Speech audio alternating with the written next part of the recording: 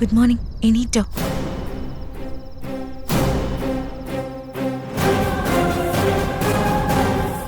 ഞാൻ എഴുന്നേറ്റു. ആ, എങ്കി ഇറങ്ങിക്കോ, ഞാൻ റെഡി.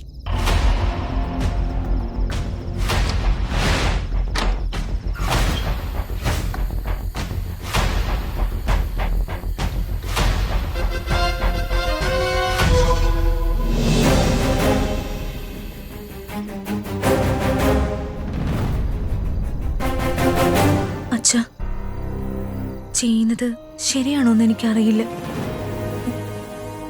എന്നാലും ചെയ്യാതിരിക്കാൻ കഴിയുന്നില്ല.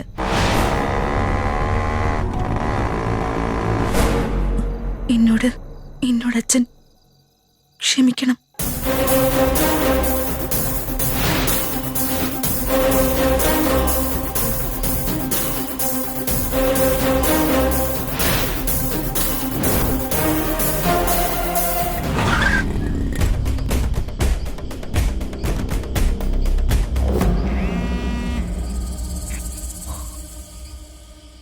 ഹലോ, എത്തിയോ? ആ എത്തി. പറഞ്ഞ സ്ഥലത്ത് തന്നെ ഇല്ലേ? ആ ഉണ്ട്.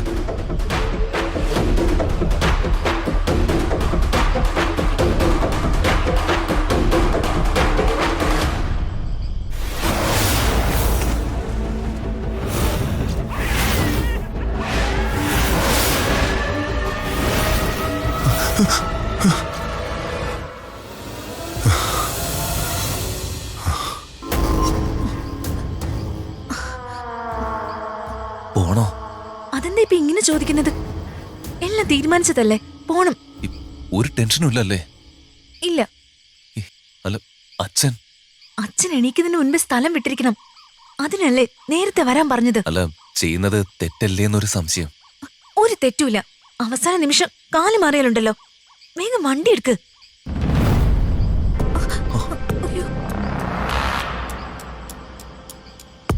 അയ്യോ അച്ഛൻ, ഡൗൺ ഡൗൺ.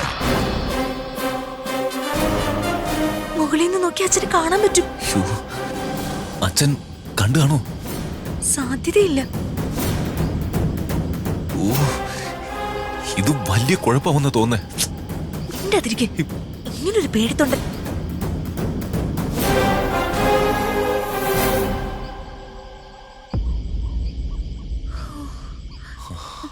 ഭാഗ്യം അച്ഛൻ പോയി.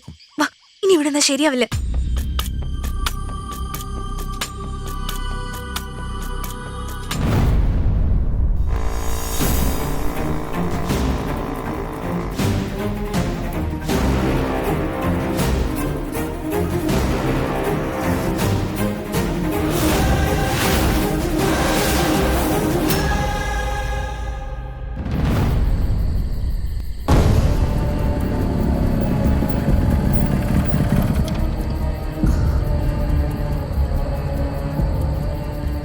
വേഗം വാ.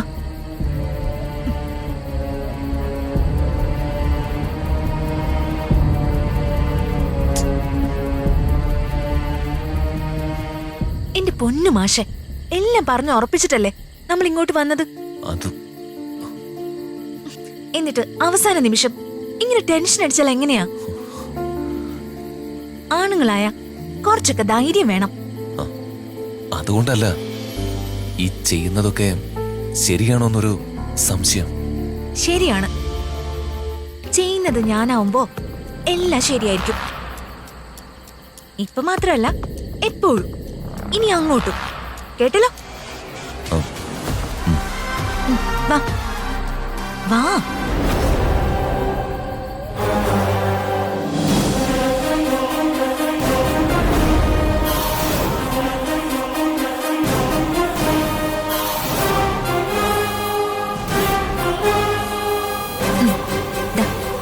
പിടിച്ചേ.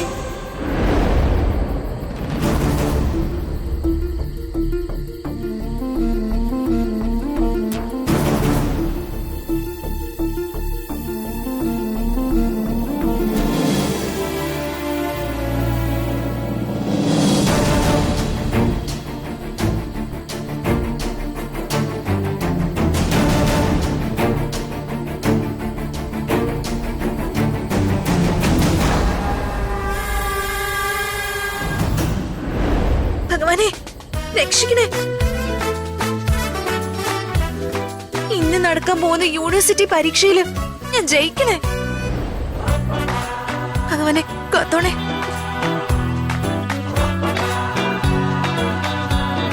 ഭഗവാനെ ഭഗവാനെ കാത്തുരക്ഷിക്കണേ. ഈശ്വര, പരീക്ഷയ്ക്ക് ജയിക്കണമെങ്കിലേ പഠിക്കണം. ഇവിടെ വന്ന നേരം കൊണ്ടേ പഠിച്ചിരുന്നെങ്കിൽ 2 മാർക്കെങ്കിലും കൂടുതൽ കിട്ടിയനെ. താൻ എന്നെ ഉപദേശിക്കണ്ട. ഞാനിതൊക്കെ ചെയ്യുന്നത് എന്തിനാണെന്ന് തനിക്കറിയോ? എന്റെ അച്ഛന്റെ മനസ്സിൽ കേറി പറ്റാൻ വേണ്ടിട്ടാ. ഞാൻ ദേ ഇത്രയുള്ളപ്പോ കൈക്കുഞ്ഞായിരുന്നപ്പോ നഷ്ടപ്പെട്ടതാ എനിക്കെന്റെ അമ്മ. അച്ഛൻ എന്നെ പൊന്നുപോലെ നോക്കുന്നായിരുന്നു എന്റെ പ്രതീക്ഷ. എവിടെ? ഞാൻ വളർന്ന് വലുതായപ്പോ അച്ഛൻ എന്നിൽ നിന്നും അകന്നു. എനിക്ക് എന്റെ അച്ഛന്റെ സ്നേഹം വേണം. അതിന് ഈ പരീക്ഷയില് എങ്ങനെയെങ്കിലും എനിക്ക് ജയിച്ചേ പറ്റൂ. ശരി, എല്ലാം ഞാൻ സമ്മതിക്കുന്നു. താൻ പാതി ദൈവം പാതി എന്നാ. തന്റെ പാതി മാഡം ചെയ്തിട്ടുണ്ടോ? പഠിച്ചിട്ടുണ്ടോ? അതൊക്കെ താനെന്തിനാ അറിയുന്നേ? ഞാൻ കൂട്ടുവിളിച്ചത് തന്നെയല്ലല്ലോ, തന്നെ അനിയത്തിയല്ലേ. അവൾക്ക് വരാൻ വയ്യാത്തത് കൊണ്ട് പേടിത്തൊണ്ടനായ ചേട്ടനെ അയച്ചു. താൻ എന്നെ ഉപദേശിക്കാനൊന്നും വരണ്ട. എനിക്കറിയാം എന്ത് വേണമെന്നും എന്ത് വേണ്ടെന്നും. Yes madam. ആ, എന്നെ വണ്ടി എടുക്ക്. നമുക്ക് ഇനിയും 1-2 അമ്പലങ്ങളിൽ കൂടി പോകാനുണ്ട്. അച്ഛൻ എഴുന്നേക്ക് മുൻപ് എനിക്ക് വീട്ടിൽ തിരിച്ചെത്തണം. വാ.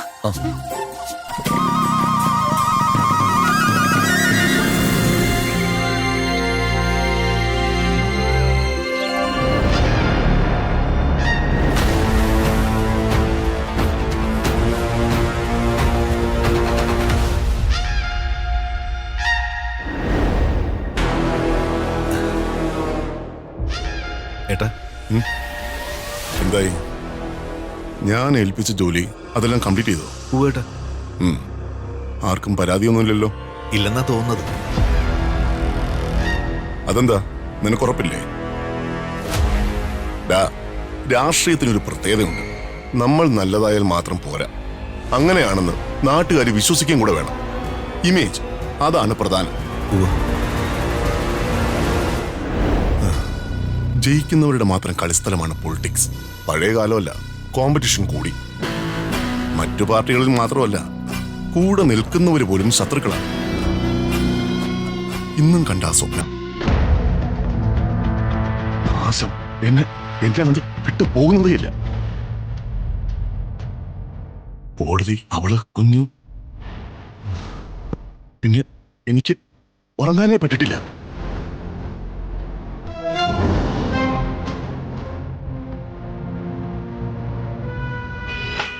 രാജു, ഒന്ന് വേഗം പോവും. ഇതിലും വേഗം എങ്ങനെ പോകും മാഡം?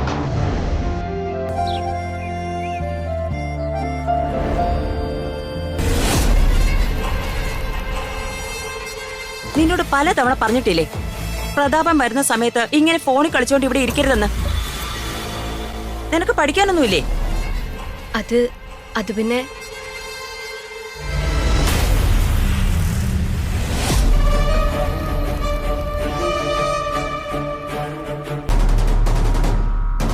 ബേബി,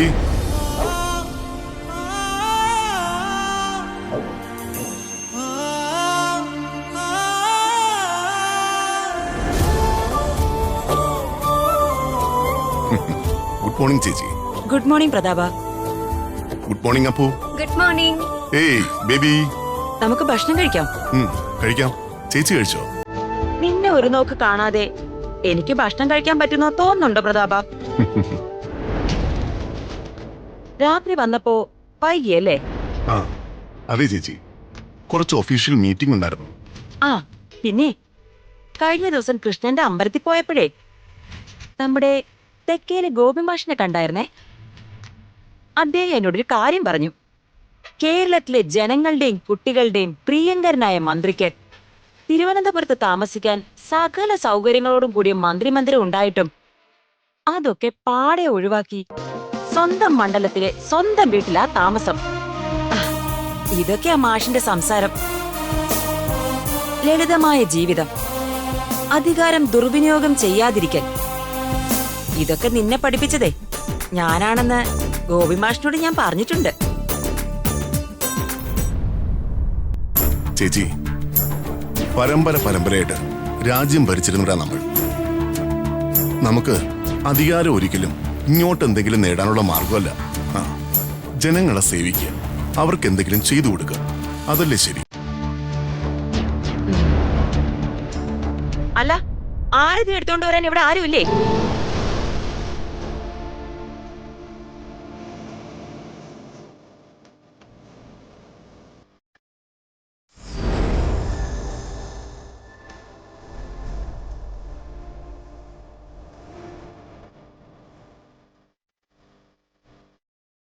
പഴയ ആചാര, ദൃഷ്ടിദോഷം പോയി കിട്ടാൻ ഇത് നല്ലതാ.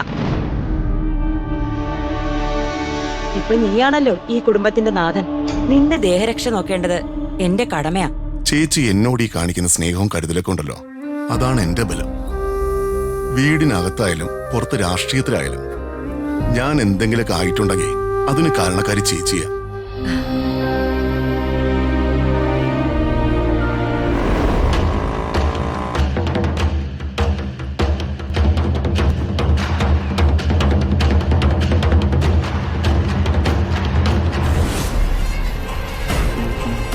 ഞാൻ നിൽക്കേണ്ട സ്ഥലത്താ ഇപ്പൊ നീ നിൽക്കുന്നത്.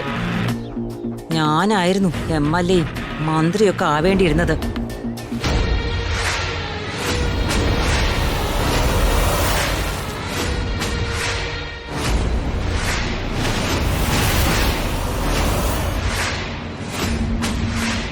കാലം ഇനിയും തിരിഞ്ഞു വരും പ്രതാപ. അന്ന് നിനക്ക് പകരം ആ കസേരയിൽ ഇരിക്കുന്നത് ഞാനായിരിക്കും, ഈ അംബിക. അതിനു വേണ്ടിയാ ഞാൻ കാത്തിരിക്കുന്നേ.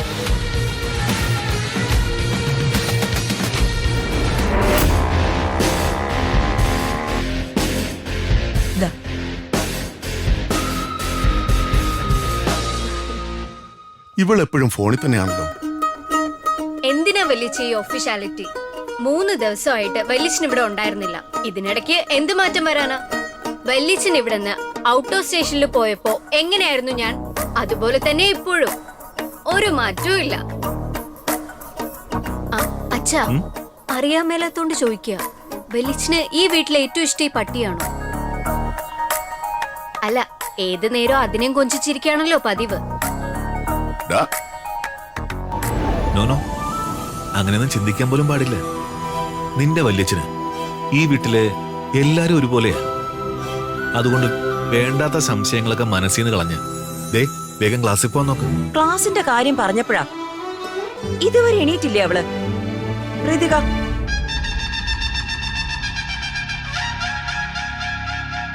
ഓ, ചിലപ്പോ രാത്രി മുഴുവൻ ഉറക്കം ഉളച്ചിരുന്ന് പഠിച്ചതുകൊണ്ട് ഉറക്കം തീർന്നു കാണില്ല, അല്ലേ യാമിനി? അതെ. പ്രതാപ, ഇത്തവണ എന്തായാലും നിന്റെ മോള് ജയിക്കും. സംസ്ഥാന വിദ്യാഭ്യാസ മന്ത്രിയുടെ മകള് പരീക്ഷയ്ക്ക് തോക്കൂന്നുള്ള പേടി ഇപ്രാവശ്യം നിനക്ക് വേണ്ട.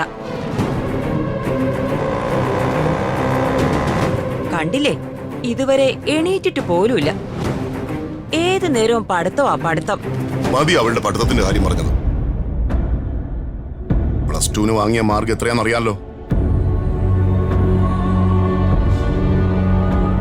സംസ്ഥാന വിദ്യാഭ്യാസ മന്ത്രിയുടെ മകൾക്ക് ഒരു A+ പോലും ഇല്ലാത്ത നിറം മങ്ങിയ വിജയം എന്നുവരെ ഇവിടത്തെ ചില പത്രങ്ങൾ എഴുതിയില്ലേ?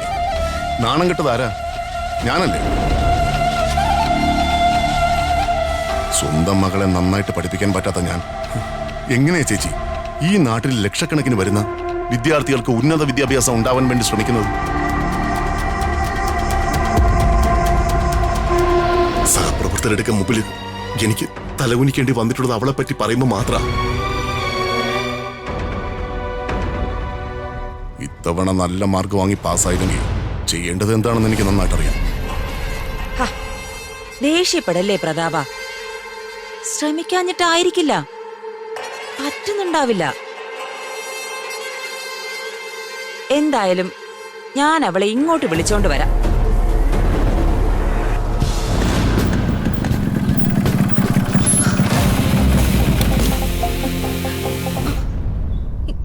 ഇതാരാ ഇങ്ങനെ ചെയ്തേ? ഒരു തുണി എടുത്തേ. എന്റെ അച്ഛൻ എന്നോട് മിണ്ടാറില്ല, എന്നെ ഇഷ്ടമല്ല, എന്നോട് വലിയ ദേഷ്യം. പക്ഷെ ഞാൻ ഏറ്റവും കൂടുതൽ ഇഷ്ടപ്പെടുന്നത് എന്റെ അച്ഛനെ തന്നെ. അതുകൊണ്ട് എന്റെ അച്ഛന്റെ ചിത്രത്തിൽ ഒരഴുക്ക് പറ്റിയ എനിക്കിത് സഹിക്കാൻ പറ്റില്ല. നേരെ ഒരുപാടായി. എല്ലാരും ഇപ്പൊ മാഡത്തിനെ തിരക്കുന്നുണ്ടാവും. വേഗം അകത്തേക്ക് പോകാൻ നോക്ക്. ആ അത് ശരിയാ, എന്നെ കണ്ടില്ലെങ്കിൽ പ്രശ്നമാവും. ഇത് താൻ വൃത്തിയാക്കിയാ മതി. ആ ഞാൻ ചെയ്തോളാം.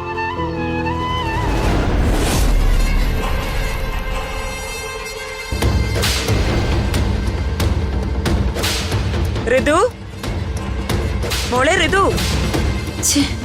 ഇവളിതെവിടെ പോയി?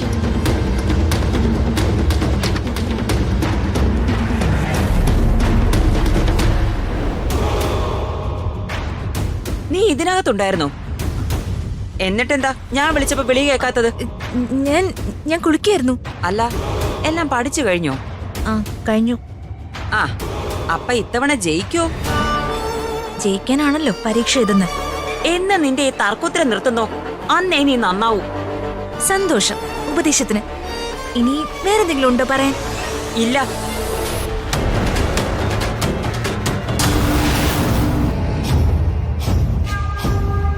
അല്ല, നീ കുളിക്കുമായിരുന്നല്ലേ പറഞ്ഞത്? നിന്റെ നെറ്റിയിൽ ചന്ദനം ഉണ്ടല്ലോ, അതെവിടുന്ന് വന്നു? അതോ, അത് ഞാൻ ഇപ്പൊ തൊട്ടതാ. കഴിഞ്ഞ തവണ അമ്പലത്തിൽ പോയപ്പോ പ്രത്യേകം പൂജിച്ച് മേടിച്ചതാ. പരീക്ഷ ദിവസമല്ലേ, ദൈവാനുഗ്രഹം ഉണ്ടാവുന്നതേ നല്ലതല്ലേ? മൊത്തത്തിലൊരു കള്ളലക്ഷണം ഉണ്ട്. ആയിക്കോ, ഞാനായിട്ട് ശല്യം ചെയ്യുന്നില്ല.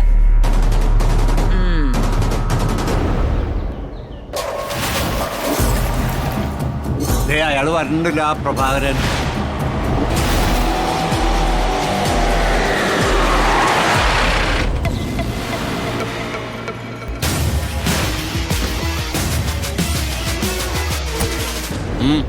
എന്തു വേണം? ഞങ്ങൾക്ക് ആ വഴിയൊന്നും തുറന്നു തരണം. ഇത്രയും കാലം ഞങ്ങൾ ഉപയോഗിച്ചിരുന്ന വഴിയത്. സാറ് അത് അടച്ചു കെട്ടുന്നത് ശരിയല്ല. അത് നീയല്ല, ഞാനാ തീരുമാനിക്കേണ്ടത്. എന്റെ കയ്യിലെ കാശ് കൊടുത്ത് ആ എസ്റ്റേറ്റ് എനിക്ക് വാങ്ങാൻ അറിയാമെങ്കിൽ ആ വഴി എന്ത് ചെയ്യണമെന്നും എനിക്കറിയാം. അടിച്ചോടിക്കണവന്മാരെ.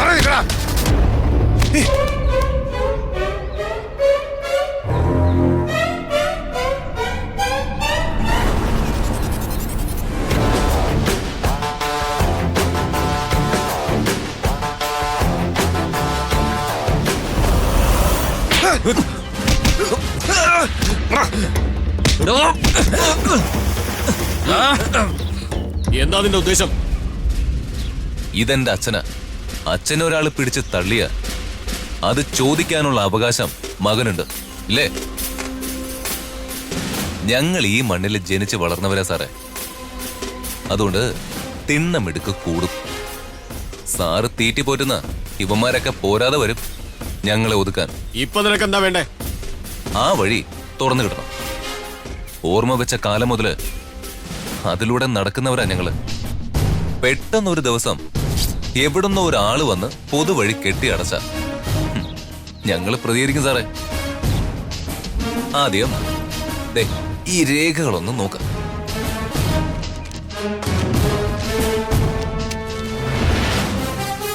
കഴിഞ്ഞ റവന്യൂ അദാലത്തിൽ റവന്യൂ മിനിസ്റ്റർ കൂടി ഇരിക്കുന്ന യോഗത്തിന്റെ മിനിറ്റ്സ് ആയത്. അത് പ്രകാരം ആ വഴി പൊതുവഴിയായിട്ട് സർക്കാർ അംഗീകരിച്ചിട്ടുണ്ട്. ഞാനിത് കോടതിയിൽ ചലഞ്ച് ചെയ്യും. ഇതാണ് സാറേ യഥാർത്ഥ കോടതി, ജനകീയ കോടതി. അതുകൊണ്ട് സാർ പോവാൻ നോക്കാം.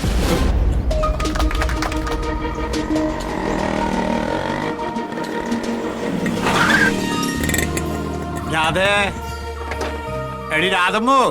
ഓ, എന്തിനാ മനുഷ്യ വിളിച്ചു പോകുന്നേ?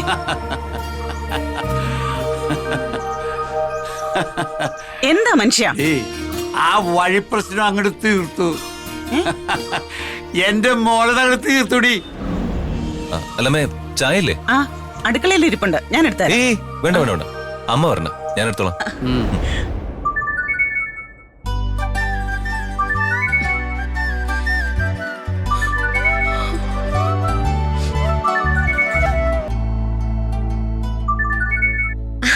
ആ ജേട്ടാ, ഇല്ല എണീറ്റേ ഉള്ളൂ. ആ മോളോ?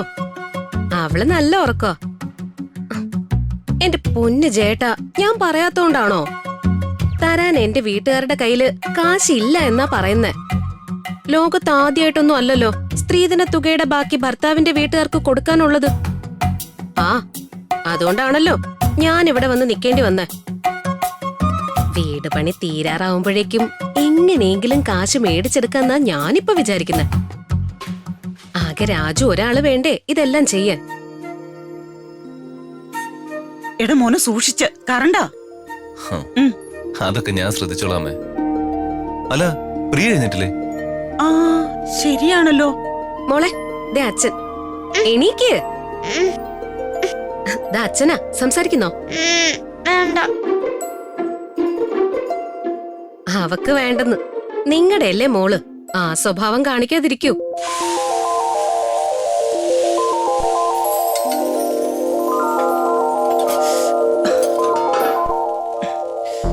അമ്മമ്മേ. ആ ആഹാ മോളെ എഴുന്നേറ്റോ? വേഗം പോയി പല്ല് തേച്ചിട്ട് വാ, അമ്മമ്മ ദോശ ഉണ്ടാക്കി തരാം. അത് പിന്നെ എനിക്ക് അറിഞ്ഞൂടെ? വീട് പണി മാത്രം തീർത്താ പോരല്ലോ, കേറി താമസിക്കുന്നതിന് മുൻപ് പുതിയ സാധനങ്ങളൊക്കെ മേടിച്ചു വെക്കണ്ടേ? കാശോ? അത് രാജു അടച്ചോളും. ഓ എന്തു ഭാരം. അവന്റെ ഒരേ ഒരു ചേച്ചിയല്ലേ ഞാൻ. അവൻ നോക്കിക്കോളൂന്നേ. ആ ശരി ശരി, ഞാൻ പറയാം. മാമ ദോശ. ഡേ ഇങ്ങോട്ടോ, വിശന്നിട്ട് എനിക്ക് കണ്ണു കാണാൻ വയ്യ. ലക്ഷ്മി കുടിക്കാൻ കുറച്ച് വെള്ളം.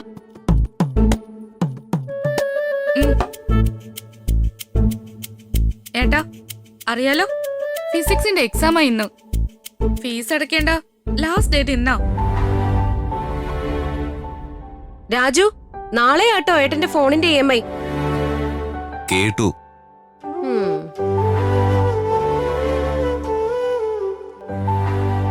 മാമ ദാ. ഡേ ഇങ്ങതാ. അങ്ങനെ ഇപ്പൊ കഴിക്കണ്ട, ഞാൻ ഓൾറെഡി ലേറ്റാ. എനിക്ക് കോളേജിൽ എത്തേണ്ടതാ.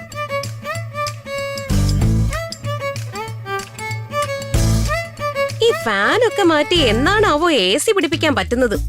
ചേച്ചി പണിയുന്ന പുതിയ വീട്ടിലെ AC വെക്കാലോ. നീ വാങ്ങിത്തരുമല്ലേ? എടാ മോനെ, AC വാങ്ങുന്നുണ്ടേ നല്ലത് നോക്കി വാങ്ങണേ. അല്ല അത് ഞാൻ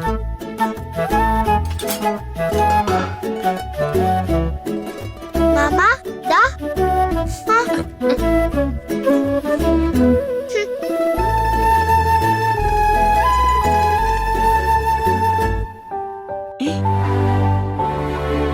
ആഹാ നീ ഇതുവരെ കഴിച്ചില്ലേ?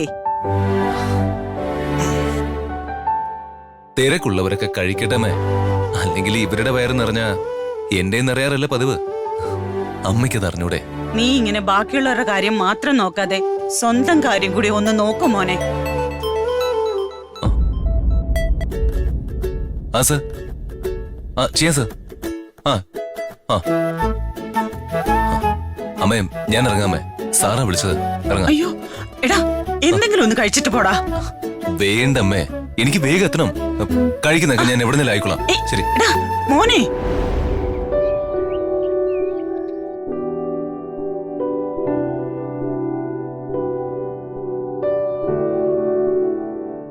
സർ. ആ നീ എത്തിയോ? നീ കഴിച്ചിട്ടാണോ വന്നേ? ആ അതെ സർ. അല്ല മാഡം. ഇപ്പൊ വരും. എഡ്യൂക്കേഷൻ മന്ത്രി ദാ ഇവിടെ ഇരിക്കുന്നു. പരീക്ഷ എഴുതാൻ പോകുന്ന മോള് അകത്തൊരുങ്ങിക്കൊണ്ടിരിക്കുന്നു. മോളെ കോളേജിൽ കൊണ്ടുവന്ന ഡ്രൈവർ ദേ ഇവിടെ വന്ന് നിപ്പുണ്ട്. അല്ല എന്താ അവൾ ഇത്ര നേരിട്ട് ഇവിടെ വരാത്തെ? അവള് വന്നോളും. മോള് പരീക്ഷയ്ക്ക് ജയിക്കുമെന്ന് ഏതെങ്കിലും ഒരു പത്രപ്രവർത്തകൻ ചോദിച്ചാ ജയിക്കുമെന്ന് പറയാൻ പറ്റുമോ പ്രതാപന്? അതിനുള്ളൊരു ആത്മവിശ്വാസം നമുക്ക് ആർക്കെങ്കിലും ഉണ്ടോ? എന്തിന്? അവൾക്കുണ്ടോ? ചേച്ചി വിളിക്കവളെ. ഋതികേ, ഇവളിത് എന്തെടുക്കുവാ? ഋതികേ, വരുന്നു. അച്ഛ, പരീക്ഷയാണ്. അച്ഛന്റെ അനുഗ്രഹം വേണോ എനിക്ക്? ഒരുപാട് ആഗ്രഹിക്കുന്നുണ്ട് അച്ഛൻ. ഞാൻ അച്ഛൻ എന്നെ സ്നേഹിക്കണമെന്നും അനുഗ്രഹിക്കണമെന്നും. എന്റെ മനസ്സ് അച്ഛൻ അറിയണം, കാണണം. അതാ എന്റെ പ്രാർത്ഥന. ഋതികേ, വേഗം വാ. ആ,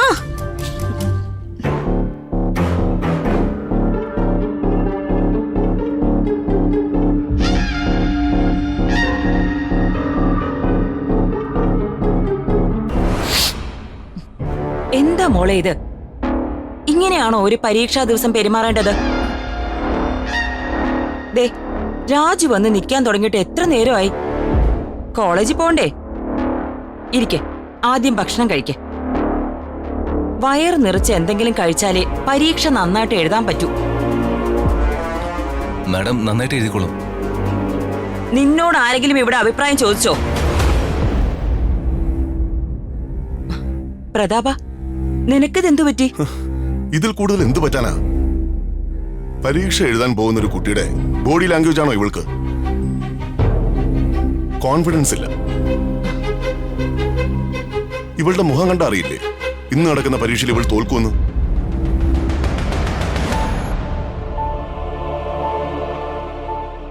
ഞാൻ ഇവളുടെ അച്ഛൻ മാത്രമല്ല, വിദ്യാഭ്യാസ മന്ത്രിയും കൂടെയാ. എന്റെ മോള് പരീക്ഷയ്ക്ക് പതിവായി തോറ്റ മീഡിയക്കാര് വീണ്ടും വീണ്ടും എഴുതിക്കൊണ്ടേയിരിക്കും. അതിന്റെ നാണക്കേടെ എനിക്കാ.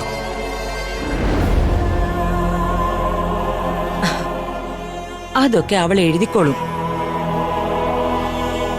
മോളെ, മോളിരിക്കെ, ഞാൻ വിളമ്പി തരാം.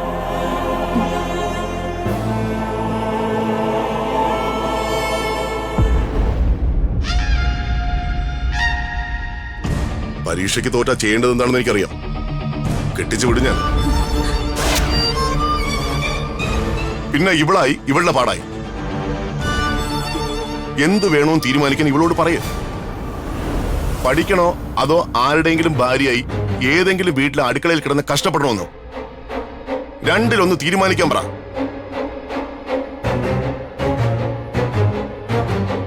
എനിക്കിനി ഇവളെ ചൊല്ലി ആരുടെ മുമ്പിലും തല ഉനിക്കാൻ വയ്യ. അത് ഞാൻ ഉറപ്പിച്ചു കഴിഞ്ഞു. സർ, പുറത്ത് മീഡിയസ് വെയിറ്റ് ചെയ്യുന്നുണ്ട്.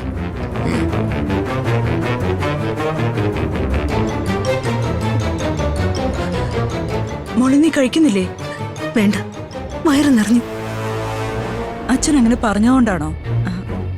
സ്നേഹം കൊണ്ടല്ലേ അച്ഛൻ അങ്ങനെയൊക്കെ പറഞ്ഞത്? സ്നേഹം, എനിക്കറിയാം ആ വാക്കിന്റെ അർത്ഥം എന്തെന്ന്. വാശിക്ക് അവക്കൊരു കുറവുമില്ല. ആ പോയ അച്ഛന്റെ മോളല്ലേ, കുറച്ചൊക്കെ വാശി എനിക്കും ഉണ്ടാവും.